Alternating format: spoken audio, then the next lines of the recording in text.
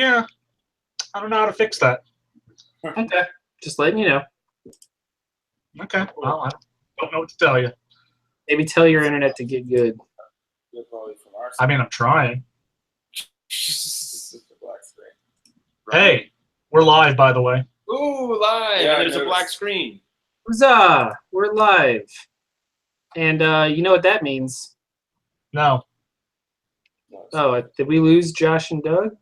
No, I don't No. think so. Okay, cool. I don't even know what's going on. You know what that means, guys? It's time for E3. Yeah. I mean, not right now, obviously. We do comics first. But the point is, we like, you know, E3 and junk. It starts in 3 days. How many days? Trace. Would one say it starts in 3 days? Yes, they could. And that Ooh. would be awesome. One would say. Hey, Josh and Doug, I have a joke to tell you. No. No. But Yeah. how bad is it? See what you All right, said. I'm pulling it up now. Yeah, you're right. I No, told you can't pull it up if you don't have it. Yes, Right, I you don't- can. I'm pulling it up. Don't worry. So, hey, How do I mute you? Doug, my 15-year-old dog got into an unopened box of cereal and got really sick. I guess it's true what they say. You can't feed an old dog new tricks. Doesn't make any sense. I'm gonna stab you. Because trick cereal, Chris. Doesn't make any sense. It does. Doesn't. Hey, Doug. Yeah. Why are there so many rivers in France? Because water follows the path of... That's better. Resistance? What? Yeah, it's the path of least resistance. So, hey, last one. Josh, why is it always foggy in... That's enough of that. Where? Josh, why is it always foggy in cemeteries? Why? Because the people there are always missed. Oh, God damn it, you're the worst. get out of your own house. I live with him, Josh. I really wish I could keep muting you forever. Every day. Every day. I ain't even mad, bro. Those I jokes hate you. exhausting. Yeah, I don't think we can do this podcast anymore. Oh, no. It's fine. That's okay. We had a good run. Good run. So, what are we talking about today? Is it going to be a game heavy show? Of course it is. We are officially 3 days out from E3. Not from E3 proper. That's not for a week. But it's 3 days until the start of the conferences, which for a lot of people is what truly makes up E3. So I'm pulling up the schedule now. It's a packed schedule this year. So we start things off, and things are a little different. EA has moved to Saturday of all days. That we are now starting Saturday. It used to be everything was on Monday. Right. And Monday was just an all-day affair. It used to be amazing. You wake up for Xbox, immediately followed by EA, have a break for lunch, watch Ubisoft, close the day out with Sony. But It was like a whole, it was like Christmas. But now, and it makes sense when you really think about it, why have your conference on the same day as 3 other conferences and have your news have to share the media cycle when you could be all that is talked about for a full day? And so we have EA on Saturday. For you guys, we'll do New Orleans time. That's 1 o'clock. That's a real thing. You know that. No, 2 o'clock. It's 2 o'clock for you. Then Monday or Sunday you have 2. Technically 3. You have 3 on. No, 2. Is it? Yeah, 2. Okay. Which is it? Okay, better get your story straight. At 4 o'clock on Sunday afternoon, you have Xbox, and that's going to be a big one because we're going to see if what they've been so secretive about with the Scorpio is really going to, make a difference. Cloud computing? Funny thing you should say that. We'll get to that. Followed by that night, 11 p.m. for you guys. So it's going to be late, Chris. On Sunday night, you're going to have Bethesda. They're going to be showing off the new Wolfenstein. They're going to be showing off their secret new IP that is rumored to be an Xbox exclusive. Oh, that's lame. We're going to be seeing more of Quake. We're going to be seeing lots of stuff. So that's Bethesda. Any word on Elder Scrolls 6? They had confirmed that their new game that Todd Howard's team was working on is not a Fallout or an Elder Scrolls game. So whatever it is, it's brand new. It's going to be their first new Interesting. IP in quite some time. The big news is, of course, for Chris specifically, is going to be the new Wolfenstein, because Chris loves him some Wolfenstein. Wolfenstein's great. Beyond that, Monday is still a big day. So Monday, you're going to have it starts with Devolver Digital with their first conference ever. That's going to be the first indie game conference. Their indie games are going to have their own conference now. The PC gaming show, which we've never really caught because it is never really a very cohesive structure to it. That's going to be at 12 at noon. It's going to be noon. Followed by Ubisoft at 3.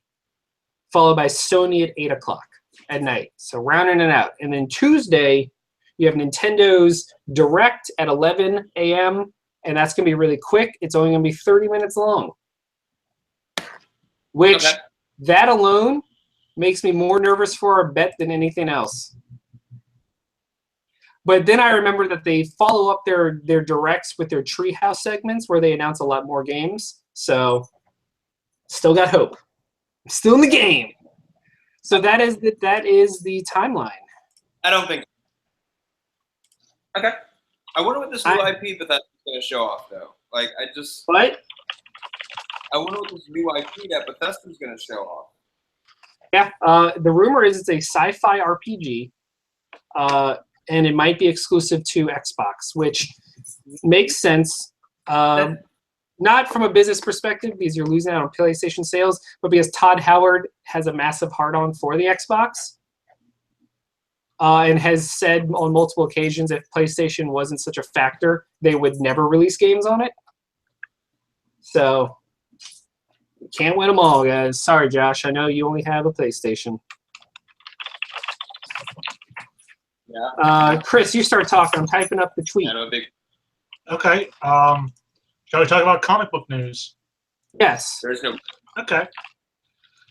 Well, there's not a lot, but I'll tell you what I have. Good, because it is mostly E3 related. Hey, guys. Yeah. Can I Yes. interest you in a Always. live-action Cowboy Bebop movie? Show? Yeah, it's a show. Okay. Better than a movie, in my opinion. Go on. Yes. Here's the thing, though. Yeah. Do we actually think it's going to happen? No. Not even a little. No. I think this is one of those things where, just like with the movie, they have the rights and they want to announce something for it so that they keep the rights. I don't think it's actually happening. Yeah, I was going to say, are they going to, like, what is this? Or is it just going to be... Like, you can have it's just a kid, you can't tell what the fuck they are.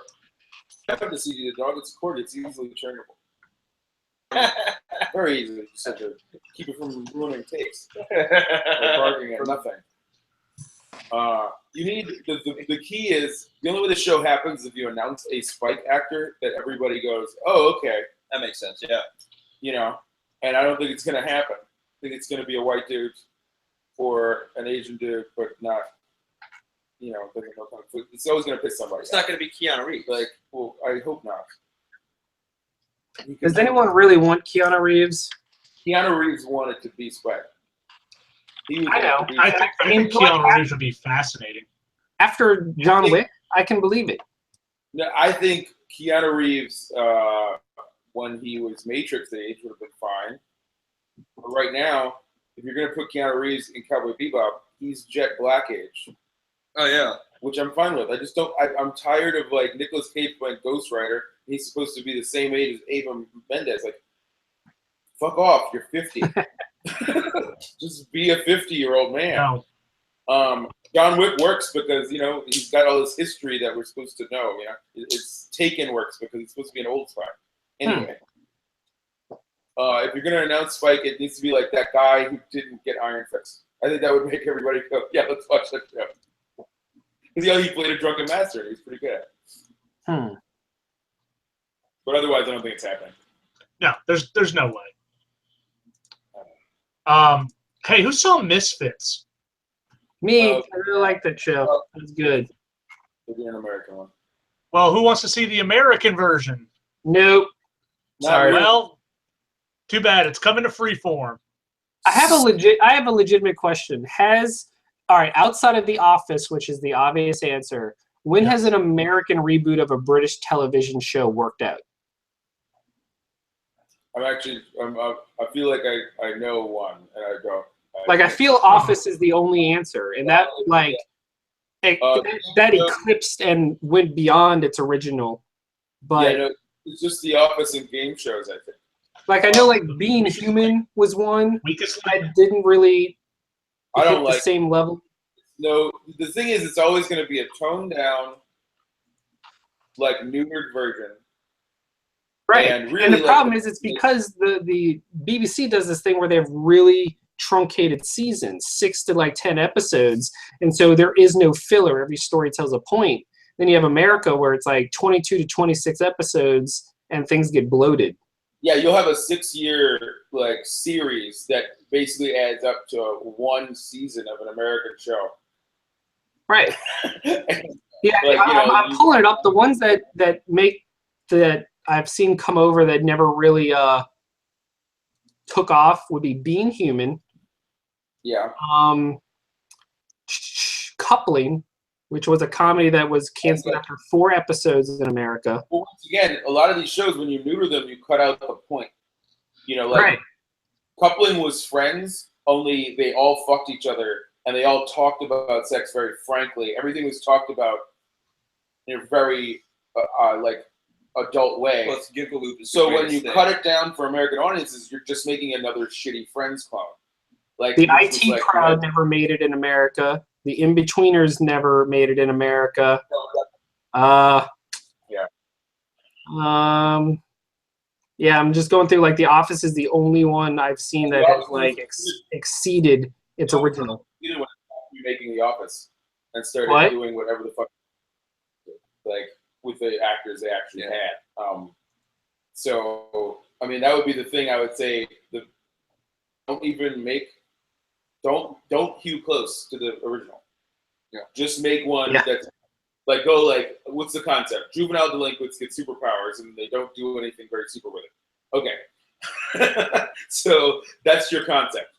Now make that with completely American characters. Don't remake the other characters. Because you're going to have to turn them into new people anyway. So, and all it's going to do is invoke comparison. Because I'm going to sit there and I'll be like, okay, there certainly are not cursing. I mean, this Misfits, one of the things about Misfits was with the girl who has the sex powers, she could make anybody want to fuck her, right? That's not going to happen here, right? Not on Disney Channel. And such as the creepy dude who's now the Inhuman villain, right? Oh, yeah. Piss on your tits. That's the thing that comes out of his mouth. Right, because and then you have the Chad character who's basically someone from Kenner. Yeah. And they kill their social worker every year. Yes, every year. Accidentally, it's like the drummer from Spinal Tap. Every year they lose their social worker horribly. Go there, which means what's the point? It's just going to be teenage heroes, which is basically they should have just done that. That's what they're doing. Well, you can look forward to seeing it on Freeform along with New Warriors and Cloak and Dagger. Which, you know what? I'll still give it a shot. I just don't have hope for it. I'm much more excited for Cloak and Dagger and what was it? New Mutants? New Warriors. New Warriors, sorry. New Warriors. This is going to be the movie that's going to be garbage. Yeah. And Runaways. Well, that's going to be on Hulu, but obviously. It's Hulu. So we also have we have a new addition to the Legends of Tomorrow cast. Tale Asha is going to be cast as Isis. Which, real talk, we all know she won't be called Isis. Yeah. No, she's going to go by her civilian name. They will not allow a Muslim American character to be named Isis on a TV show. It's just not happening. Oh yeah, I didn't even consider that. Yeah, probably not. Hathor or something, Well, and the thing is, I really am excited for this because as Chris and I know from the series 52, Isis is an excellent character. Yes. She's got lots of interesting powers in regards to nature and animals, so. That means we're going to get Osiris, probably. Yeah. I'm excited. Blue Hunt has been cast as Danielle Moonstar in the New Mutants movie. Okay. Did you guys notice this weekend that Marvel went insane on Amazon? Oh, I did. the digital comics were down to like The digital, hey, everything's $1, buy it. yeah. I admit to going up maybe a little overboard on that sale. Yeah. Which is funny because even though I went overboard, it was still only $50. Yeah. And you got a lot. I did. Our friend Garrett actually reached out to me and was like, hey, which of these should I get? I need some recommendations. He gave me a budget, and I went through, and we picked out what I believe is some really good ones. He ended up getting Brubaker's Captain America run. Yeah. He picked up Infinity Gauntlet. He picked up, Marvel Vision. 1602. Yeah, I told him to get Vision. That was a hard yes. Like, that was the first thing. When I saw that they had both volumes of Vision for under $8 total, like, that was all. And then I told him to get Neil Gaiman's 1602. Oh yeah, that's fun. really good. And then Or anything. They didn't talk about it. It was like everybody else had to talk about it. It was like Beyonce's last album. Just dropped it. right. Yeah. Oh, and he got Black Panther Volume 1 and 2 and Guardians of the Galaxy. Yeah, I picked up pretty much all of Peter David's X Factor, some Excalibur, some Bendis's Daredevil, Brubaker's Daredevil, the Uncanny X-Force, Secret Wars for no reason because it was free. Secret Wars for no The reason. original Secret Wars, yeah. Secret Wars for no reason. Yeah. So, like, I've got so much stuff I can't even fit on my iPad. It's ridiculous. And let's be real, you'll never read them because you can't even finish a TV show. I can finish books more than I can finish TV. I don't know. I do remember when we lived together, that stack of books, yay high. Much shorter now. Okay. It's the problem with having too much to read sometimes. Anyway, so Chris, how much more news is there? Because there's one comic thing we have to discuss. Just one more thing. Basically, Wonder Woman was a giant success. Everyone loves it. That was Patty Jenkins is not confirmed for the sequel yet. Yes, she is. No, she wasn't as of earlier today. I read a report that says she was coming back for the sequel. But she's been talking about doing the sequel. They have not signed her. Ah, okay. Well, I feel like that's going to be like a James Gunn Guardians scenario. It's just going to happen. Hopefully. Not to. So that segues into what I wanted to say. Raise your hand. Who has not seen Wonder Woman? Well, Josh, I don't even know. I'm okay. Well, we're going to talk Wonder Woman briefly, just with not spoiler heavy. And Wonder Woman as a movie or DC movie, so you guys can talk as much as you like about it. And I'm still going to see it eventually. This is how it is. But I know it's good.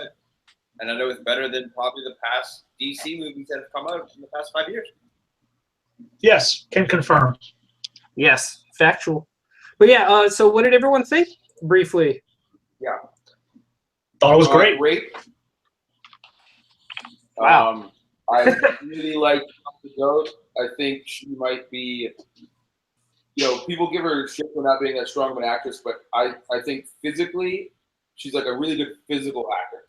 Like, and I don't just mean like action-wise. I mean like her facial expressions, her communication with her body and everything. Like, she gives me the impression of like a female Schwarzenegger, where the accent's gonna be charming, and and just like that she's gonna show up as this person who can do this stuff. That's fair. Chris I believe Pine it. reminds me of original Trek, like the first Trek movie that he did. That like really funny, but also him charming as well. I don't think I watched a lot of reviews where they said the villain was weak, and I don't absolutely agree. I think first movie's got to be about the hero, so the villain doesn't have a lot of time in the movie. But other than that, I felt like it is what it is. I actually enjoyed the villain. Yeah. I mean, it's not. The problem is the bar for superhero movie villains is so low. Yeah. We've been conditioned by years of Marvel to just, if it's not called Loki, to not give a shit about the villain. Yeah. Well, I mean, the thing is too, like DC is a really the big thing in DC, apart from Batman and Wonder Woman, Superman, or whatever, is their villains are way better than Marvel villains on average, especially in the movies. But we've been focused so hard on the villains in most of those movies that the heroes suffer a lot because like all the heroes are acting like assholes or whatever in the past few movies. This was a refreshing return to like that Christopher Reeve type, and Chris Evans as Captain America or something. It reminded me of like actually establishing the character, which I don't think DC's been doing in their past few movies. And so you need to let the hero outshine the villain by a lot in the first movie. That's what they're supposed to do. I just like that this movie had a lot of hope. It was the opposite of the aggressive, melancholy nature of Man of Steel and Batman and Superman. You were allowed to feel a little joy and happiness. It had enough humor to make it have a little brevity, but not so much that it crossed into like Guardian slapstick. Yeah. And there's human moments, like the dancing scene and other moments where she sees what the injuries that are taking place because it's World War I. I don't know. There was just more humanity in this than most of the Warner Brothers films, and that is only like the only thing I can compare it to is like that first Captain America. Well, Chris brought up a very good conversation piece online the other day, and I was actually shocked with how much traffic it got. When he posted what he thought was his top 3 favorite fight scenes in a superhero movie of all time, and he listed the now infamous Wonder Woman No Man's Land scene in the top 3. So I guess I would just ask you, A, where would that scene fall for you? And so we can include Josh as well. What would you say is your favorite fight scene in a superhero movie? Well, there's elevator scene in Winter Soldier. I'm not putting them in order yet. I'm like going over them out loud in my head. That scene might be up there if I really think about it. There's not a lot of fight scenes that have made me go, wow. Oh, is this movie? Because like I'm thinking Netflix series with Daredevil. Well, yeah. Well, yeah, no, that's the easy one, but we're talking movies, so either something from Marvel and DC. So, honestly, like, a lot of the answers we saw were the Captain America Winter Soldier elevator scene, or the airport fight in Civil War, or the actual fight between Zod and Superman and Man of Steel, things like that. Me personally, one of the ones that I have on my list, which I think a lot of people forget, I thought it was really well done, was Spider-Man versus the Lizard when they were fighting in the school in the first Amazing Spider-Man. I thought that was really good. POV like stuff being done where they're, every wall was a floor for them. I like the Doc Ock really good. Spider-Man. Sam Raimi. I think my number one is the one take from Avengers where they're finally a team. And you go from one member to the other without cutting. So like Hawkeye shoots this arrow and then blah blah. You just see like that moment where Cap deflects the Iron Man blast into the fucking enemy. Like it was so like probably the most satisfying thing I'd ever watched.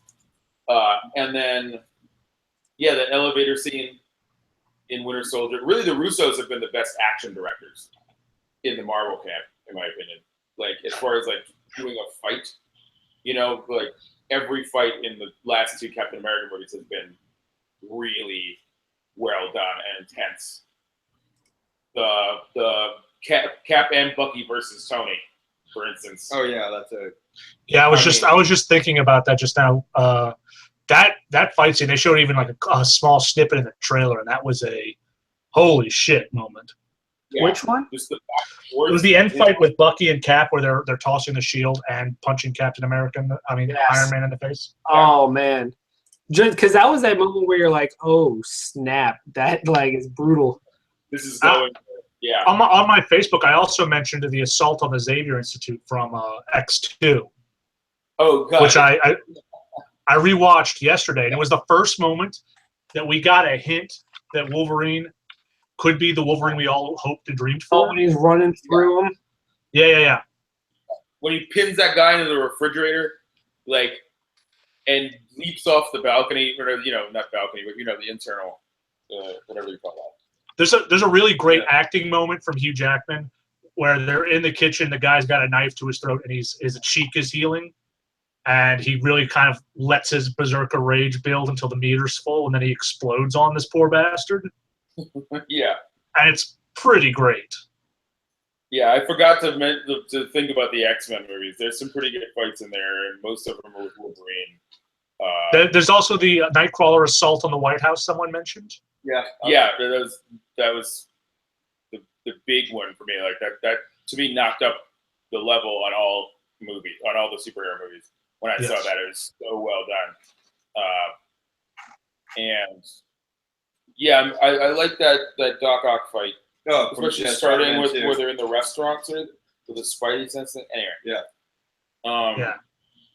But no, I think the Russos have been responsible for most of my favorite fights. I do think that the No Man's Land sequence is probably one of my favorite sequences. It's definitely like top 3 in a Warner Brothers DC movie. I'm so annoyed that I can't find a good video version on it because I just want to watch that scene over and over.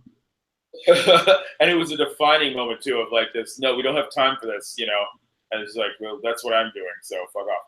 Yeah, it's really great. I downloaded the music cue from it because Wonder Woman's got like a very quietly great musical theme to her. Yeah. And that rising thing with the war drums and the fucking electric cello. Oh yeah. My favorite. If anything, DC is now. If you can keep making movies like Wonder Woman, which are on par with Marvel movies, but you have scores that are good, you will start wiping the map with them because that's the thing Marvel doesn't have. Every movie has basically the same score. Yeah, and it almost always sounds like filler. There's a couple of themes that I can kind of remember. Like maybe Cap. But there's nothing really identifying with any of them. It's all basically feels like one movie, and I think that's what they were going for. But I would rather have the best moment in Batman vs Superman is her theme coming in when she shows up, and you going, "Is that Wonder Woman's theme?" Because it's so fucking good. It's fucking radical. Yeah, and each one of those characters has their own music. Well, that's the good thing about it. That's what DC has done very well. It's established what the Batman theme is. Yeah. I still love Burton's Batman theme. That is for me. That's the Batman. And I think for people of our generation, that's always going to be true. Because it was reused for animated, and Kevin Conroy is the only real Batman. and he had that theme, so that's it. That's the theme. It's a great theme. Not to knock Hans Zimmer or whoever did the Batman Begins. One last thing I want to say before we move on to the next point is I kind of like the villain in Wonder Woman because the villain's kind of nebulous. Yeah. In that she believes that if she defeats this villain, everything will be good forever, and it's more complicated. Yeah, it's more complicated than that. And I actually wanted to bring up what are the ramifications of defeating that? Do you think she actually defeated that villain, or that no? I don't think she actually defeated him. For instance, she obviously is not going to get the ramifications of doing that when it happened in the comics. I don't think she is currently a god of war, for instance. Sure. And I'm also wondering, obviously, I don't think he was defeated because also World War II is right around the corner. There's a lot of horrible shit to come. I don't know. I also really appreciate that it was set in World War I. Yeah. War in history. It's more of a nebulous. It's man's fault, not some villain. Nobody wants to watch people die for an inch of dirt in France. Yeah. It's everybody can go in and go, yeah, World War I was crazy. Why did that even happen? World War I sucked. There's no yay, rah, rah. You can't rally around winning it. You can only go, well, that happened. Hope it doesn't happen. Oh, it's happening again. It's happening again. And the sequel's better than the original. Yeah. Oh my god. It's the empire of the series. That's okay. I'm going to apologize to all the World War I veterans that are still around. No, All right, Chris. What's Oh, next? no one? Okay. no, we're almost out of That's it. All right, well, let's quickly burn through because it wasn't a major week in comics. Let's get through our comics so we can talk E3, bruh. Yeah, okay. Sounds good to me. What'd you get, dog? Ready? Yeah. For starters, I have Paper Girls number 15. Continuing the trend of I like it. I don't know what's happening. Yep. We did another time jump, and Y2K happened. Oh, weird. Oh, wow. Yep. And then we burned down an Applebee's. Yep. Cause fuck them. Oh, nice. Chris, that's not nice. So You know what I- that's okay. The millennials are killing. I like that he threw in a Blockbuster. Well, it is 2000, so. It is still a thing. But no, seriously, I had Hey, I just noticed that's also I think AutoZone. a Chris, what? an AutoZone. I need you to get in the zone. AutoZone. Yeah, I think I'm done. I like it, but I can't keep up with this, so I'm just gonna not read it anymore. Well, we are now in the next break, so you wouldn't even need to worry about it until October. Oh, good call. I have the Flintstones number 12, the final issue. Ooh. I gotta tell you, I'm surprised it even lasted 12 issues. It was a very surprising and reasoned debate between science and religion. Okay. Not And what and- one expects. And also the bowling ball tried to start a revolution, and it didn't. Well, it tried, and that's what's really important. This is the end of this series. This was a tremendous series. I highly recommend looking for the trades, just because it's so weird and shockingly deep that I think it's worth a look-see. Okay. I have Superman number 24. I did not pick that one up. Well, this is the beginning of Manchester Black's villainous plan coming to fruition. Oh. It's basically kind of a retread of the Superman and the Elite, but since we haven't really seen Manchester Black since that time, it kind of is a little fresh. So I'm Okay. digging it. Word. Batman number 24, The Aftermath. where Batman reveals that he's not happy. Being Batman will never make him happy, and he's scared because if he's not scared, then he's He'd be a psychopath. crazy. Yeah. He basically admits that he can't ever tell people this, but he is scared all the time because if he ever lets himself not be scared, that is basically admitting that he's a psychopath. So that's why he allows himself to feel fear. Yeah. And this whole thing is a conversation between him and Gotham Girl, and Gotham Girl says, "Are you happy?" He's like, "No, I can never be happy." I will say, and this book is written by the same guy that did Division for Marvel. Yes, Tom King. I really like his deconstruction of the classic Superman phrase, up, and away. Oh yeah, he says, "What? That doesn't make any sense." He's like, where is it? He goes, I never understood that. He always says that, but I don't get it. What good comes from flying up and away? Sick burn. I'm like, damn, son. And this ended with the big reveal that was kind of spoiled in all the major news sources. Yeah. Yeah, I think it's going to go about as well as Batwoman and her lesbian lover. Yeah. Yeah, They're never going to let it happen. I mean it might, Nah. but it's not going to end well. Well, it's all part of him quitting, right? So if he goes through with quitting, which I don't think that's going to make it either. No, they're probably going to go through with the quitting, and then the events of the Watchmen, the Doomsday Clock, will bring them back. Yeah. Because they set up the, Yeah, didn't quitting with the Button series, and now they're going to reverse it with the Doomsday Clock series. Refresh my memory. Didn't something similar like this happen in Mask of the Phantasm, the movie? Maybe. Yes, it did. He quit for his lady, and then came back when he realized who she was. Yeah, that's I don't know. storyline with this. Yeah. But he already knows who. There's like a. Would it be weird if they just like found out they weren't very compatible? Only sexually. I mean, it is the Vision guy. Like he's real sloppy. If the He just Vision leaves her clothes all over the floor. She does have 27 cats, Chris. That's a deal breaker. Yeah. Yeah, like if he keeps writing this the way he wrote the Vision, then they might get married and then just find out it sucks. Yeah. That would be dark. Like he finally thinks he found happiness and it's all gone to shit. Yeah, he's just hey, bored. They're both. Hey, like, Bruce, I brought my 27 cats with me. Oh, I don't know about this, Selena. Nope, too late. They're already here.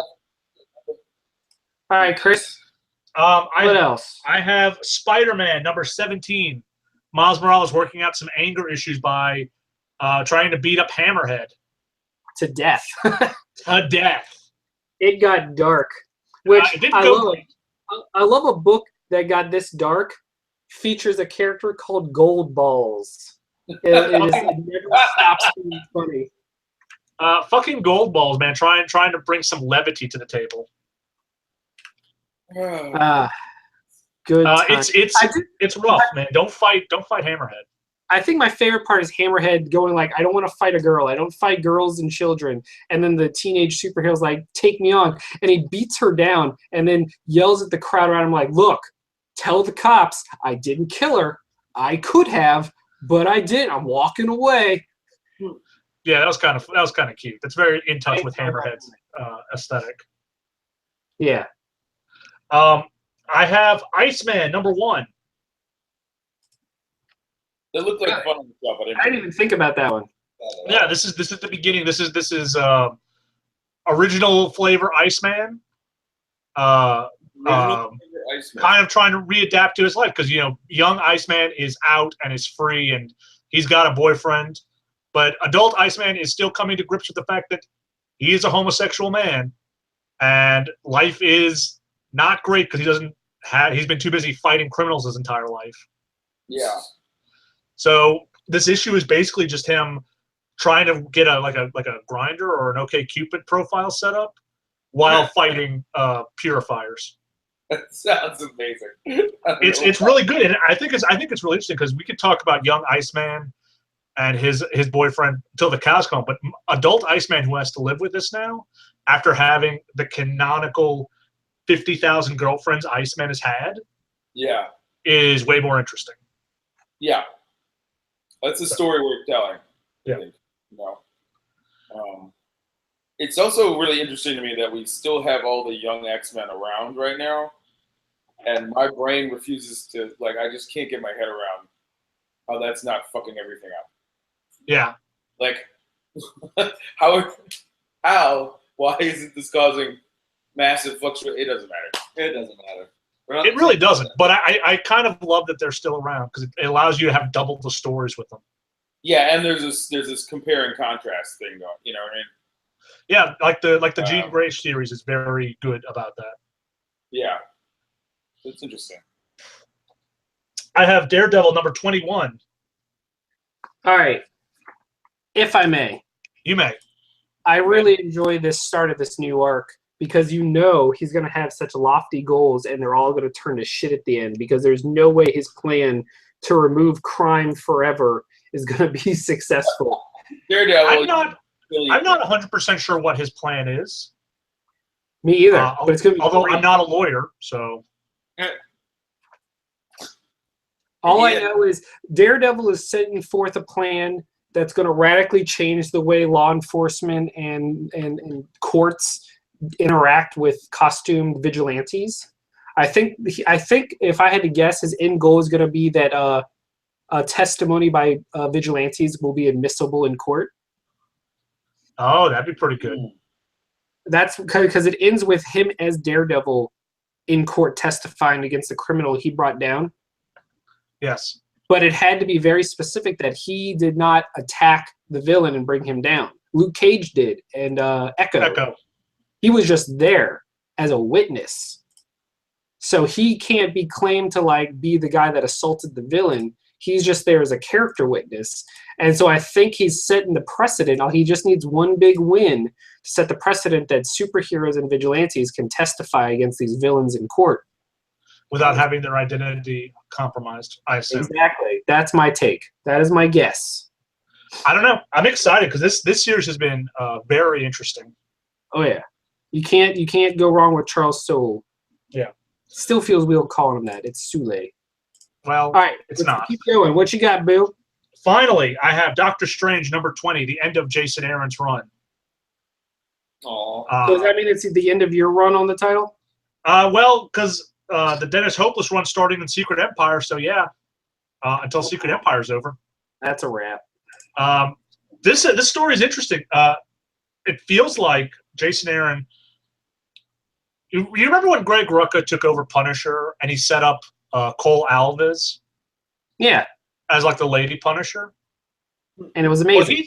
he set up Jason Aaron set up this librarian to be kind of like the new Wong, and I wonder if it's got legs, or if or immediately like the next after Hopeless is done, there's going to be like, oh, Wong came back for no reason.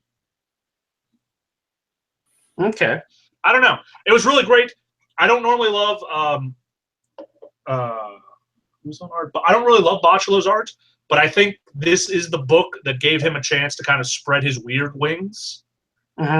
It's visually very interesting, and there's not a lot of humans in it, so that's kind of okay for it. Yeah, I did not hate his art as much as I generally always do. Always. And yeah, that is all I have today. Okay, well, I have a couple that you didn't. Sure. What do you got? Wait, you didn't get Champions? No, I did not. Champions was fantastic. Okay. Are you just dropping Champions? Yes. Okay, that looks like that. Why? I was making cuts, and that was one of the ones that came up. Oh man, this issue's great. Viv meets a new superhero. They basically created and introduced a brand new teenage superhero that's going to join the cast, and she is a delight. Who is she? She's the Red Locust. Trying to find a good picture of her. Okay. There we go. The Red Locust. Okay, I'm with you. And plus, this episode starts with my favorite panel of the week, where the crew is watching Avatar: The Last Airbender. Yeah. That's pretty great. He goes.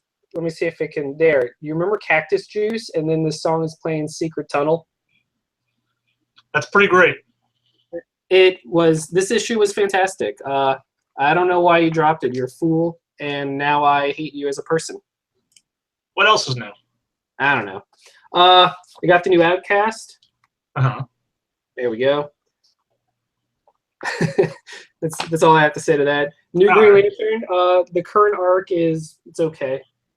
It's about the first Lantern returning, and we're learning about the original 7 Lanterns because apparently their rings were made from his lantern. So he's trying to get them back and track down who currently owns the rings. So, got the new Nightwing. Starts a new arc with Tiger Shark as the villain. So, I do love me some Tiger Shark. Look at that dapper motherfucker. He's dapper as shit. Yeah, he is. And finally, the final issue. Chris, I'm right here. what's going on? Don't worry about it. I'm right here. The final issue of Reborn by Mark Millar and Greg Capullo. Okay. The double-sized issue. It brings things to a nice close, albeit a little rushed. I don't believe a story with this much world building and this much potential should have been cut down to 6 issues.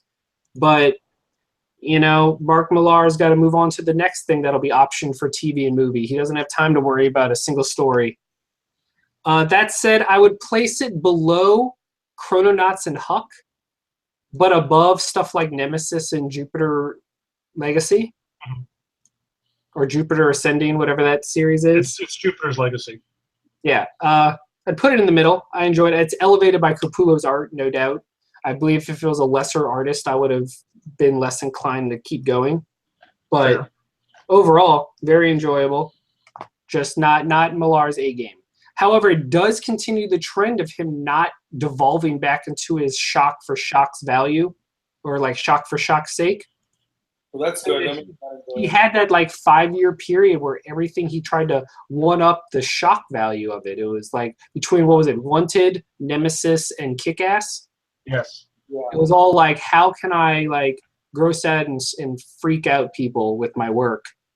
It's like, I'm gonna have these siblings rape each other. Wah, wacky, schmacky do, and we're like, okay. Did he do the boys, or was that Garth Ennis? Because they both. That's Garth Ennis. Yeah. Garth Ennis is also a fucked up dude. Traits. But yeah, so that's that. So let's reverse the trend and go talk games. Okay, let's do it. I'm going to briefly discuss the news of the week, and then we're going to launch into E3, okay? Okay, hit it. So Square Enix announced today that we are getting officially the PS4 version. Oh my god, my nose is so itchy. The PS4 version of the arcade fighting game by Team Ninja. The Final Fantasy Dissidia fighting game is coming to America PS4.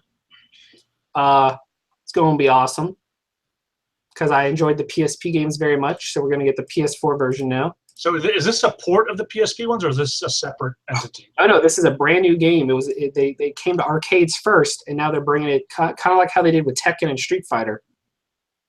So it's coming to America. Okay.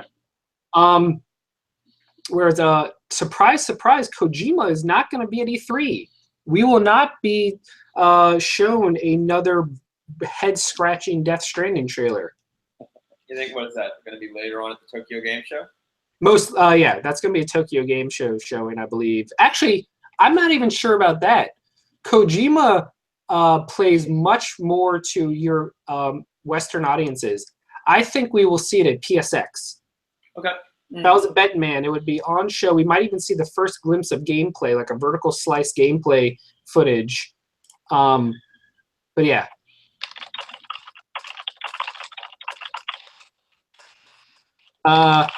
Sorry, chat's going cray-cray. So here, Chris. Yes. What would you say if I told you that owners of Street Fighter V are going to be given a massive update for free, and it's being called Super Street Fighter V? Okay. But unlike other super expansions, it's not costing fans anything. If you own Street Fighter V, it's free. It's going to add, and this is still just in rumor territory, but it's from the same person that leaks like everything Capcom. There's going to be 9 characters, an arcade mode, extra battle modes, a PvE mode, existing mechanic balances and expansions, new critical arts, a UI overhaul, all kinds of shenanigans.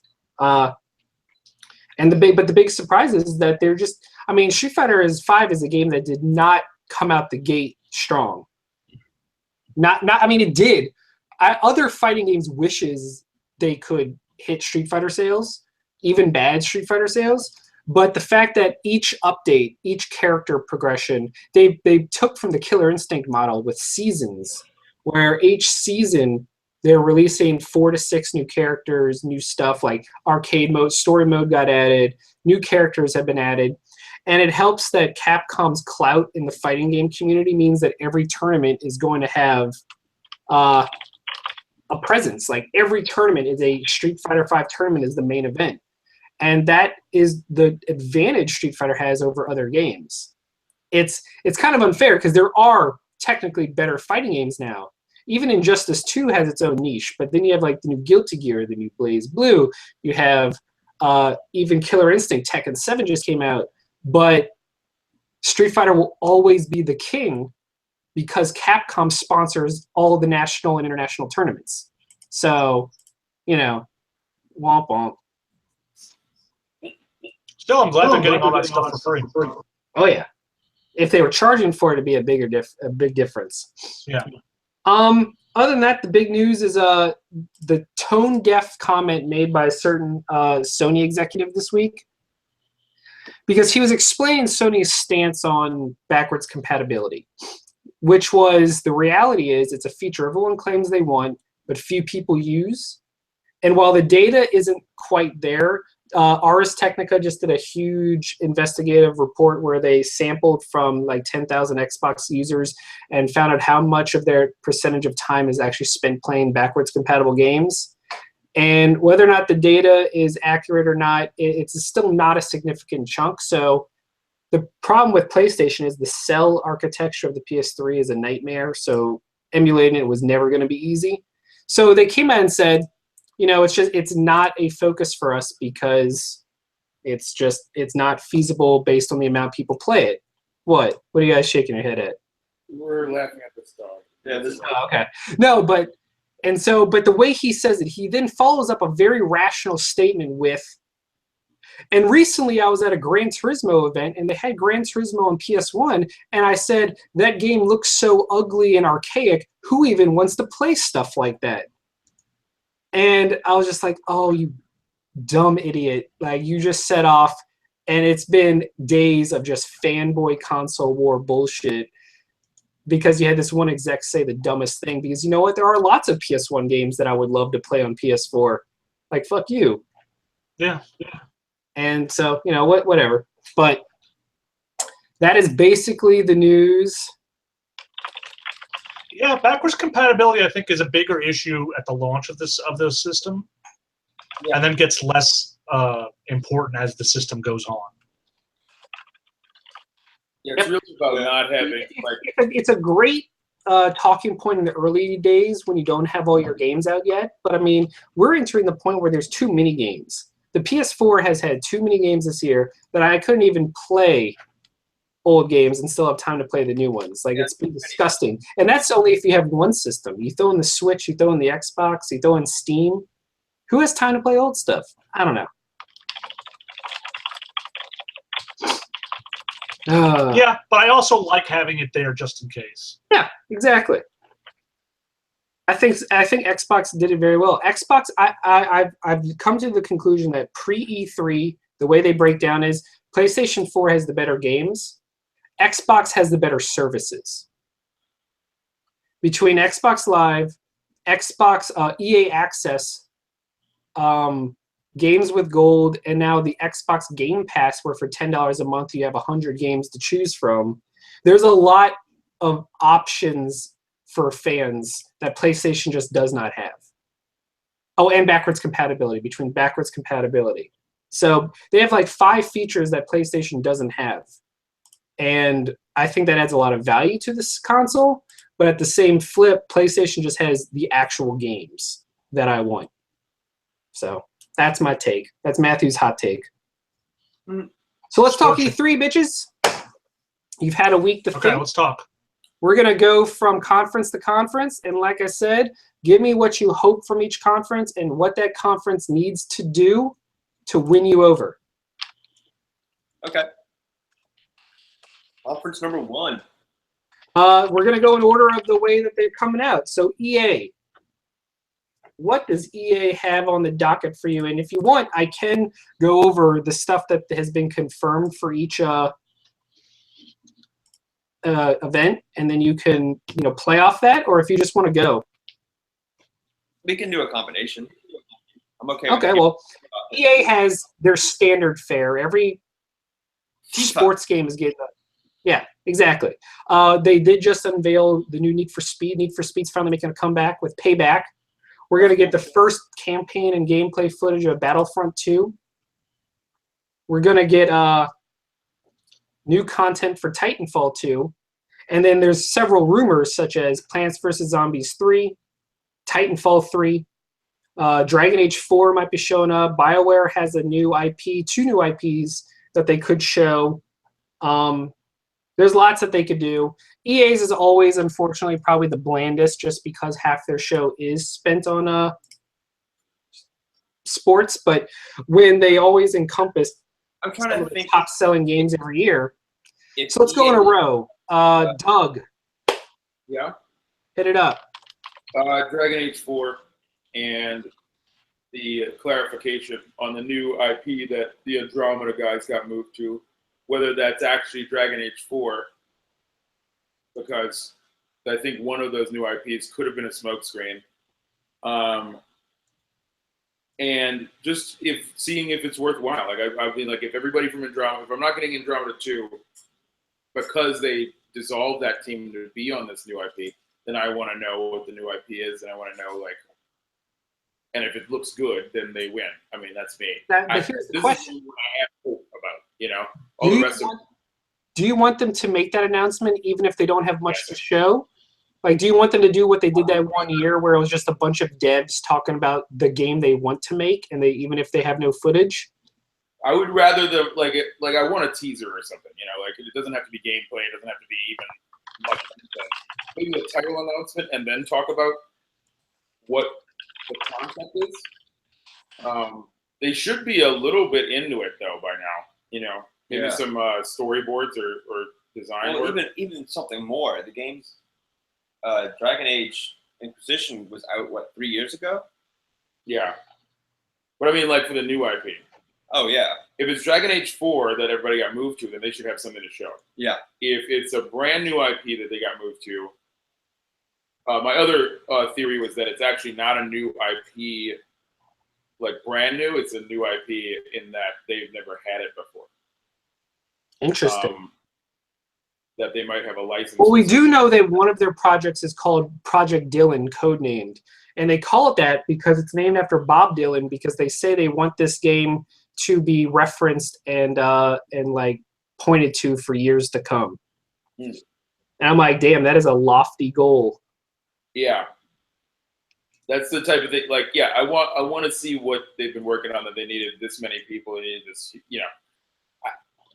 Really, like I said, if it's Dragon Age 4, then it makes total sense. Wouldn't you move a Mass Effect team on the next Dragon Age? No, definitely. If it's brand new, I want anything about it. And if it's what I thought it was when they first said it, which is that they have actually had, like, say, like they've never had Star Wars, now they do. And that's what I was going to bring up. Yeah, like a new Star Wars game being licensed out by Disney because there's no LucasArts.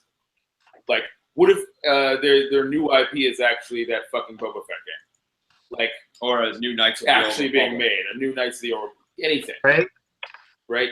Like a Knights of the Old Republic, but it's done Mass Effect Dragon Age style. Anything like that, I'd be like, okay, you got me. Yeah. So that's the EA. EA, the only thing I care about is BioShock. I don't care about FIFA. I don't care about cars. What about you, Josh? So I would say Knights of the Old Republic. I would love to see a new Dragon Age. I would love to see that. But if Knights of the Old Republic is the IP that they moved the Andromeda team on, because it is BioWare, and BioWare, you know, that's what they did. That's what they did before Mass Effect. I would really like to see that. Everything else going on in EA, not really interested in. It's only BioWare is the only thing I'm interested in with EA. Just makes me sad that so many of my favorite studios were bought out by EA and then went to shit. yeah. Womp womp. Kind of like Disney. Chris? Yes. For me, the main thing EA would have to do to win me over would be to announce a next-gen Mass Effect trilogy, a remaster. Yeah. Because it's just sitting there. I know. I don't understand why they don't. And I feel like this would be the time to do it after Andromeda, you know, rightly or wrongly, was kind of battered. It would be nice to build up some goodwill by saying, "Hey, here's the originals you played. Have fun." Yeah. And honestly, I'm shocked that they didn't do that from the beginning. Yeah. Like, the fact that they never, in this age of remasters and compilations on this new gen, the fact that we never got a Mass Effect HD trilogy, especially to build up hype for Andromeda, is shocking to me. That's why I feel like now's the time. That's fair. All right, well, then let's move on to the next one, Bethesda. So, we know that Doom, Elder Scrolls, Dishonored, Prey, Quake Champions, and Fallout will be there, and 2 unknown games. Now, by Elder Scrolls, that could mean either the Skyrim port on Switch or their card game, because they confirmed that we're not getting anything else. Hmm. And for Fallout 4, even all the DLC's done, so it's probably either Fallout VR or an update to their mobile game Fallout Shelter. Everything else, Prey, it's probably DLC. Dishonored, it's probably DLC. Doom is probably Doom VR. Yeah. Or maybe story DLC. So their big thing is going to be their 2 unannounced games. One, pretty much everyone knows to be Wolfenstein New Colossus. So the jury's out for the new one. What do we think their new game's going to be? And what do we want Bethesda to show? I know for Josh it would be Elder Scrolls 6. Yeah, I really think they're going to show Elder Scrolls 6. You really do? You think they're just fooling people? I do. Well, I think they're going to have a new IP. I think they're going to show Elder Scrolls 6. Okay. I don't see what they... You remember how they did that with Fallout 4? Yeah. They're like, oh, Fallout 4, and it comes out this year. Yeah. You know, so I think we're going to see Elder Scrolls 6, and I think we're going to see a release date of Elder Scrolls 6 this November. Okay. And the new IPs, I don't know. They can go anywhere. They surprised me with Doom. They surprised me with what they're doing with Quake. They surprised me with Wolfenstein. It could be something that we don't... SimCity. You know what I mean? Like, now, would you trust them with Sim? Well, SimCity is EA. yeah, I know. I'm just using that as like, you know, as an example. It could be any. It can be an older game that we aren't even hexing, for God's sake. You know what I mean? Okay. I don't know. Like, they're surprising me with a lot of things, and Yeah, I feel like every year they've come out with a surprise. yeah, and I'm a big fan of this company, and I've been a big fan of this company for a long time.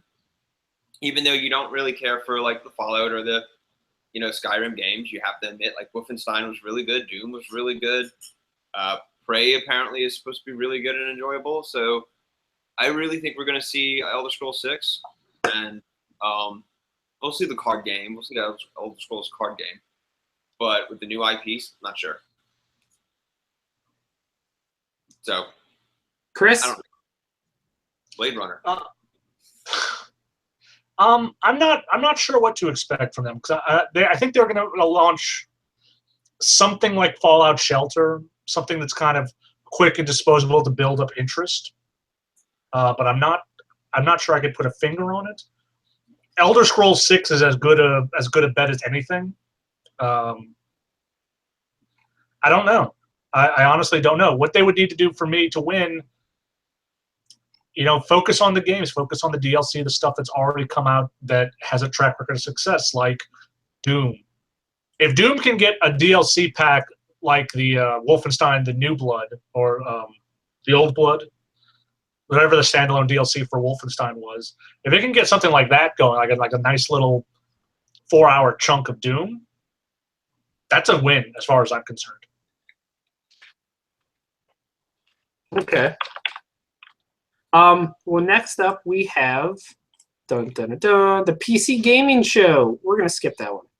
The thing is, like, it's so nebulous. It could be anything from indies no one's heard of to things like Arma 3 or Daisy, probably Lawbreakers by Cliffy B. Yeah, they're probably not going to win the show. So I want something that requires all 50 teraflops.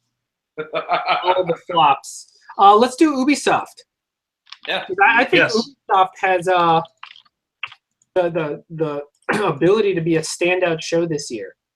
I really do. I mean, these are the games we have confirmed. We'll start with the one no one really cares about, The Crew 2. This is a game that shocked me that it sold so well and was so profitable for them.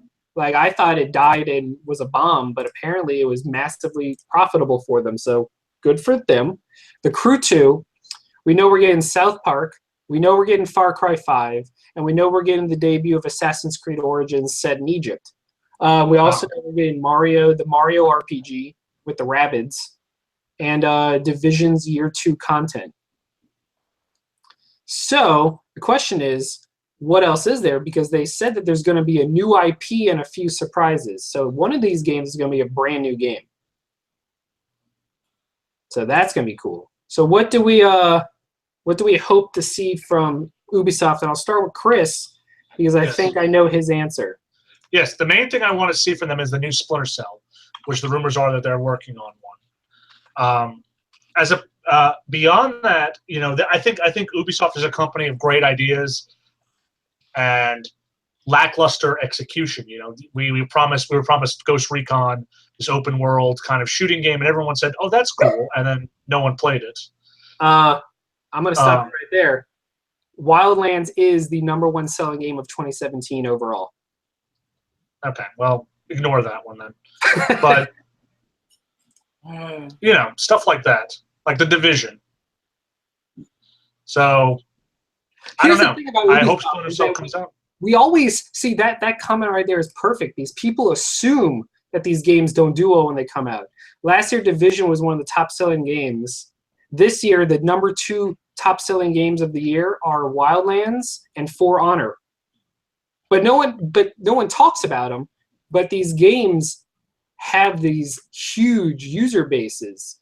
They're not the people that are online talking about video games, so no one thinks about them. It's like you always tell yourself who's playing Call of Duty and Madden, and who's actually still playing Grand Theft Auto 5, and yet these games every year are the top-selling games every year. Crazy because you bring up Grand Theft Auto 5, I still look at my friends list, and about a quarter of my friends list, they're playing Grand Theft Auto 5. Yeah, it's crazy. It's insane. And I know my dad and all of my uncles play Madden every day together. Yeah, so People that aren't video game nerds, essentially. There's games for everybody. yeah. But for Ubisoft, I think it's going to be a strong conference just because I really want to see Far Cry 5. I really want to see what they're doing with this. And then the next Assassin's Creed. This one I'm really excited about because it goes back to Egypt, and I've been either a samurai ninja Assassin's Creed or an Egyptian Assassin's Creed. I've been waiting for. Yeah.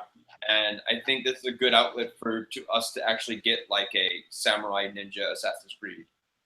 Also, it doesn't hurt that this is the first time since the gap between Assassin's Creed 1 and 2, and we saw the burst of quality between those games, that they've actually taken a year off.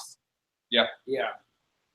And I'm excited to see because I would also like to see a Mayan, Aztec, or an Inca Assassin's Creed. Yeah. So Doug? From Ubisoft? Yeah. Really, I used to be a huge Assassin's Creed person, so that would have been the thing. But at this point, I'm kind of tired of them. So the Egypt one, if you can get me re-excited about that series, that would be the best thing they could probably do. Or get me interested in Far Cry for the first time, which I think they're about to do.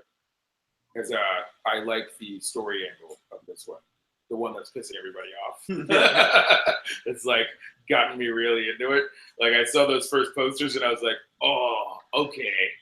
Yeah, I want to do that. And so I think Far Cry might be able to take me this time instead of me. I'm usually all right, this is not my type of game. But this time I'm it takes human elements to get me interested in something. I'm not going to lie. Far Cry 5 is one of my most anticipated to see in action. I'm in love with the concept. Yeah, I want to see what it looks like, So that's what I'm focusing on. All right. Well, let's move on, and now we're down to the consoles. So let's start with Nintendo because that's going to be the shortest.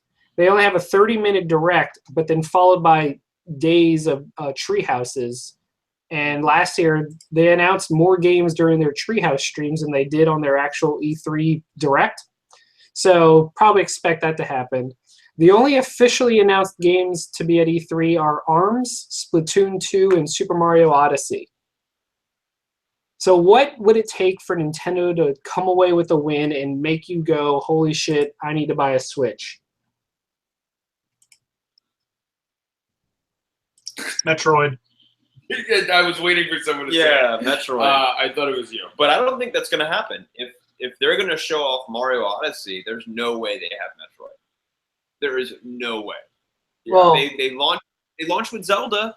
They're going to do a Mario game. If anything, it's going to be next E3. We're going to see something with Metroid. But this is one thing I'm thinking about. This is where we're going to see retro games. This is where Nintendo's really going to shine. We're going to see a lot of rebirth of older games. We're probably going to see more of the Secret of Mana collection. or there's going to be. I really Dragon hope Quest. that's announced for America. I want that to hear so bad because We're going to see a lot of other games that are going to be re-released, and I think that's where the system is going to shine. If I don't know, we might even see the re-release of like a Final Fantasy series. So I don't think a Metroid's going to happen because they're going to show off their Mario game the way they showed off the Zelda game. yes, they said it will be the focus, but that's why I said that's why they have the tree houses. Yeah. But I think we're going to see a lot. But I don't think they'd bury Metroid into a treehouse. You know what I mean? Like, Yeah. that would be a focus game. Yeah. I So- think we get something. I have Yeah. hope, and we have that bet. So, But yeah, Metroid would win me over, and I Yeah. don't give a shit about anything. do you think they announce a Smash Bros. Deluxe port like they did with Mario Kart? I think they'll show something with Smash Yeah. Brothers, like because that's just a big. Because now we do have precedent now. So besides Mario Kart, they just had a Pokemon Direct yesterday, and they I was announced going to that say, Pokemon is not coming to the Switch, at least not yet. I think that's a lie. No. They announced it's Ultra Sun and Ultra Moon. They're going to be the next round of games on the 3DS, much in the same way that Black and White 2 hit the DS, even though the DS the 3DS was already out, and they released it on the DS. And then they announced that Pokken, the Pokemon fighting game, will be coming to the Switch in a deluxe version as well. Okay. I just also feel like the Switch is a perfect console for Pokemon. And I guarantee we will eventually get one. It just everyone thought it would be now, and they trolled everybody, and it wasn't. So womp womp. Oh, Chris, what do you hope to see? Well, I said it. Metroid would make the Switch an instant purchase. yeah. My note actually says Nintendo lol. I don't know. It's fucking Nintendo. I have no expectations. They'll talk about bullshit, and then there may be a game in there. But knowing our luck, it'll be like Kirby Switch. You know what it's gonna be? You know what it's gonna be? Fucking, they're gonna announce Metroid, but it's gonna be Federation Force 2. Oh Yeah. With the D- Reggie's going to come out and say something along the lines of, "You guys, I know you've been clamoring for the re-release of this old series, and we're very happy to bring you Star Fox." Yeah. Yeah. Ghouls and ghosts. Yeah. I was gonna say Wrecking Crew. Oh no. I don't know. Super Mario Brothers 3 again. Super Nintendo Tennis. Pilot Wings. Hey, how excited are you to buy A Link to the Past again for the 5th time? Oh, I don't care. I would always. A lot of other things. Yeah. Yeah. No, I know. The answer is You very know what they're exciting. banking on. I do I want to play know. the game again, but I feel like it's like 30 hours of my life that I don't want to give Give up. out a Well, game. next up, we have Microsoft. Uh-huh. So the question is, this is the big one for them. We know a whole lot about Well, no, that's the thing. We don't know a whole lot about Microsoft. This has been the most secretive they've ever been. For the past 2 years, their entire E3 lineup was leaked days before, which sucked. It sucked all of the energy and surprise and impact their announcements had. Everything last year and the year before was leaked early. This year, we know that we're getting a huge Scorpio blowout. We're going to get the name, the date, the price, the whole shebang. There's a lot of debate going on whether it'll be $4.99 like a lot of people suspect, or if Microsoft will eat the cost, surprise everyone with $3.99, and just kind of like hope for a takeover at that price. So who knows? The only game we know that has been confirmed is State of Decay 2.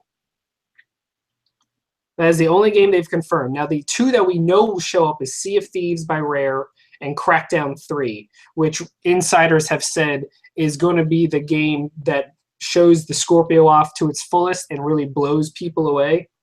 They said it is a game that has been worth the wait. So that'll be great because I really love the first Crackdown, and I hope Crackdown 3 is better than Crackdown 2. Can't be much worse. And you know we're getting a new Forza. You just know it. Yeah. So, however, what's interesting is Halo 343 has confirmed Halo 6 will not be at E3. Okay. Oh, well, that was my pick. And neither will Gears of War 5. Okay. So, No what do we, Josh? I'm more interested in you. What would Microsoft have to announce to have you go, I'm buying a Scorpio this holiday? Realistically, even if it's crazy, if they announced it, what would happen? There really isn't anything. That's the thing. Like, I'm not really interested in what Microsoft has to offer as a game. No, what I'm saying, it doesn't have to be one of their games. What if they announced Elder Scrolls 6 was Xbox only? Oh, then I'll buy an Xbox. Then there's your answer. That's what I'm saying. It's not going to happen, though. But that's not what I'm saying. Like, the question was, what would have to happen, realistically or not, for you to buy their system? I got nothing. Well, yeah, if Bethesda does like an exclusive game, maybe. But I still don't. It's just too much money for a console. And I know. It's just, Sony has done a really good job with this generation. They've really knocked it out of the park with the PlayStation 4. And I know there's a lot of people who need like Microsoft Green when it comes to that console, but I just don't. I don't think the Scorpio is going to help them. Here's my take, and I postulated this to an industry analyst that talks to us on Twitter. He works for he does like NPD analysts, so he sees all the information we don't. And I told him that if Nintendo can actually meet up with demand, the Switch will be the #1 selling system this year, followed by the PS4 Slim, like the baseline PS4, followed by the baseline Xbox One, followed by the Scorpio, followed by the Pro. I think the Scorpio will outsell the Pro, but people are crazy if they think a full-priced version will outsell the cheaper versions, because the PS4 and Xbox One will get price cuts this year. So you're looking at like a $250 down to $200 with Black Friday deals versus a $400 system. That's not happening. I think Sony is going to come out at their conference and talk about how they are going to be offering more memory in their next. Well, we'll get to Sony. Yeah. But yeah, Chris, what would you hope to see from Xbox? Well, you kind of poo-pooed it because I had Halo 6 as the main thing I wanted to see. Well, then get good and follow the news. No, that's why I have you. I'm sure what to expect from him. I guess it would have to be something like Crackdown coming in November, or I think that's what's happening. I think Crackdown is going to be a launch game for Scorpio, or maybe something, some fresh new IP from a studio we haven't heard from in a while. I don't know. Aside from Halo 6, there's nothing I really want to see from Microsoft. Okay. Well, here's something interesting: is that guess what game just got trademarked? What? Ori and the Will of the Wisps. So it looks like a Oh. sequel to Ori and the Blind Forest is coming to Xbox. Okay. So I think that would be really cool. And just a quick thing is that you can't talk these big third-party games without discussing the marketing deals. And so far this generation, we've discussed before that PlayStation has been dominating in that front. But Microsoft has picked up a few key games this time. They have the marketing rights to Assassin's Creed Origins. They have the rights to the new Middle-earth Shadow of War game. And they also have the rights to, I believe it's Madden and a couple other big games, where Sony has it blows my mind that Sony has locked down the 3 biggest shooters of 2017. They have the rights to Call of Duty World War II, they have the rights to Destiny 2, and they have the rights to Star Wars Battlefront 2. Weird how much of a shift that is, because the last generation, Microsoft shooters were all over. Exactly. And it's kind of like Sony figured out, it's like they're already set in Japan. Their market is completely set in Japan. And even Europe, they're solid in Europe. Their numbers have always been good in Europe. But now with the shooters, they've just locked in the United States. You know, as much as you say like having had like marketing rights to Assassin's Creed, that's not as big as having the rights that Destiny 2 brings and the Call of Duty games bring, even the Star Wars Battlefront 2 game brings. Well, So that's Assassin's why Creed. even like Yeah, but Assassin's Creed's been interesting because all generation they've ping ponged. Black Flag was PS4. Yeah. But Unity was Xbox. Syndicate was PS4. Yeah. Now Origins is Xbox. So, oh, and another shooter Sony has is Far Cry 5. Yeah. They have the rights to that as well. But let's wrap it up because we're going a little long. And end it with Sony. Yes. Now, these are the games Sean Layden has confirmed will be on stage. Days Gone, God of War, Spider-Man, Gran Turismo Sport, and Uncharted Lost Legacy. Those 5 have been... Oh, there goes Matt. Oh no. Oh no. I guess Microsoft got angry and they found out. They were like, no, You don't get to talk about Sony. don't talk about Sony. There. Hello? Hi. Okay, what was the last thing you heard me say? You were listing off, and I definitely heard Uncharted, and then Yeah. Okay, Uncharted. the 5 games he confirmed were Days Gone, God of War, Spider-Man, Gran Turismo Sport, and Uncharted Lost Legacy. And then he also said that there's going to be big announcements regarding Japanese games, but was very vague about it. So some people think that points to Bloodborne 2. Yeah. Or whatever From Software's new exclusive game is. Some people think it's going to be new footage of Final Fantasy VII Remake, Kingdom Hearts 3, whatever. Or something completely unrelated, like maybe a new Devil May Cry or Ni no Kuni 2. Who knows? Japanese games have been killing it this year. So who knows what they're going to show. But yeah, I throw the floor to you guys. Well, I'm excited about seeing God of War. I like the Norse twist. I like that a lot. But I really want to see if Naughty Dog's got something hidden. yeah, I mean the Uncharted one is what I'm most excited about. Well, they're going to have Uncharted Lost Legacy and Last of Us 2. Yeah, I know. I'm just saying. Like, I think they might actually end. Hey guys, and guess what else we have? We have a whole new. You think they're going to surprise you with a 3rd game?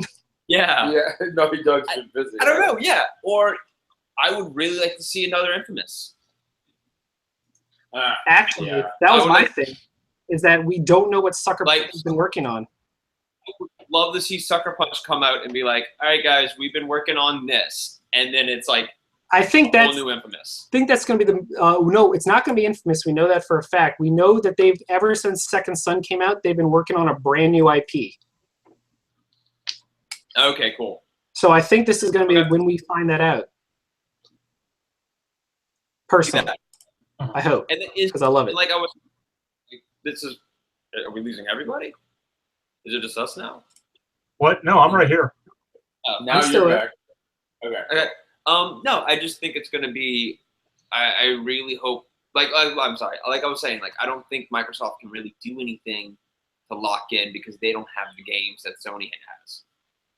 Yeah. That's the. You just rattled off all those Sony games. I was like, Jesus, I don't. Yeah, The other stuff didn't even compare. I'm excited about all of that stuff already. and that's not even. Any new announcements would just add to it. Yeah, and that's not even the indie games Yeah. that Sony's going to have. So I don't know. I think if anything, they're going to be like, hey guys, PlayStation 5. You know what I mean? Like Or the Vita 2. Life 2. That's never happening. You can connect it to the VR. They might show up some cool VR stuff. I have faith in Marcus. I don't know. Bruh, stop it. Marcus is never coming back. I was going to say some Watchdog softball. So I forgot. I'm just going to be honest. There's one game that I wanted to see more than anything, and that's Spider-Man. Insomniac confirmed that not only will it be playable on the floor, which only happens to games that are almost out, but it's going to have a big presence at Sony. We're going to see our first gameplay for it. I'm very excited because I loved Sunset Overdrive. But Doug, I'm curious for you because you only have a PC. Assuming you had the money to drop on a system, what would Sony need to do to get you on board? Sony? Yeah. That's the one I mean, like, literally, if I had the money to buy a console, I probably would already have them. Okay, fair enough. It's like, or if I had to pick one out of the consoles that are available, if it wasn't a Steam box, just because I already have so many games on Steam, it would make sense to me to get a Steam box. But obviously, like, that's not going to be prime. You know, like, I would get a PS4 just to be able to play some of the games I love with some other people right now, because I've never been able to do that. I definitely, like, Xbox would be the one that had to convince me. Into this clean, like, Scorpio might be able to get me. You know what I mean? I have to see it. But right now, I'd already want to play, like, at least 7 things that are on the PlayStation. That would be the easy choice. Yeah, I think that it has a lot of potential because it's just such an unknown factor. Yeah. All right, well, Chris? Yes. The main thing I'm looking forward to from Sony is I have God of War written down also. But I also have The Last of Us 2. They may not be working on it, but I would be very excited to know that it's still somewhere in their hearts.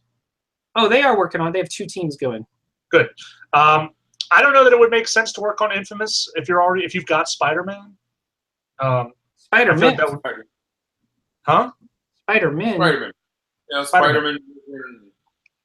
Yeah, I don't know. It doesn't feel like it makes sense because it worked when you didn't have any licensed heroes, and now that your main team is working on the most licensable hero, it might be better for them to do something else. So I'm okay with whatever they come up with. Mm-hmm. I want a Cyberpunk announcement. They Anybody who unfortunately, CD Projekt Red confirmed Cyberpunk will not be at the show. Yeah. However, it's going to be a 2018 game probably. I think starting next year we're going to start seeing a lot of blowout for it. Okay. That's the thing I'm looking forward to. We might even see it at Gamescom. We might see the first look at Gamescom because that's the European-focused one, and they are a Polish studio. Sure. So, who knows? Yeah. Where did they announce it last time? When they announced that they were even going to work on it? 3 years ago? Yeah. It was announced like right alongside when The Witcher 3 was still being shown off at trade shows. I know their Instagram feed did something about it. We're working on it. Yeah. No, I just meant where did they announce that? Because that might indicate where they'd announce anything new, you know? I would love for the Cyberpunk team to hack into E3 and be like, E3's over. Good night, everyone. And then they hack in and announce Cyberpunk for whatever system they're going to do it for. That would be great if they're like, Cyberpunk's not going to show up, and then Cyberpunk interrupts some bullshit game announcement. We're here to announce Wii Music. Yeah. 2. I don't know. No. There's the thing. If CD Projekt Red's, wow, that's a dance I game. know this isn't going to happen, but if CD Projekt Red's going to make the Cyberpunk game and it's exclusive to the Xbox Scorpio, I would get the Scorpio just for that game. That's gonna I don't think it'll be exclusive, only because Witcher 3 sold best on PlayStation by a significant margin. However, much like The Witcher 3 got the end, because you have to remember, CD Projekt Red has had a solid relationship with Microsoft since their inception. Witcher 1 was an exclusive for Windows. Witcher 2 was only on Xbox 360. And Witcher 3 had exclusive content on Xbox, and they had the marketing deal. So even though it sold out the gate better on PlayStation 4, I think it's easy money to say Cyberpunk will have the marketing rights on Xbox One. the game is going to probably sell better on PlayStation. Of course, but that's just by the nature of PlayStation's outselling Xbox 2-1. Yeah. But anyway, man, that about wraps it up because we have 3 days. So next time you see us, guys, keep a list of your top games of E3. The best games you saw. That's this weekend? E3. What? Oh, like that's this weekend? We'll do. E3's this weekend? It is. Sunday night. Or something? You guys just stop it. Not good at that. Just take it out. But yeah, so that about wraps it up. I'm Matt. I'm Chris. I'm Josh. And I'm Doug. We're the NOLAnerds, and we will see you next time. And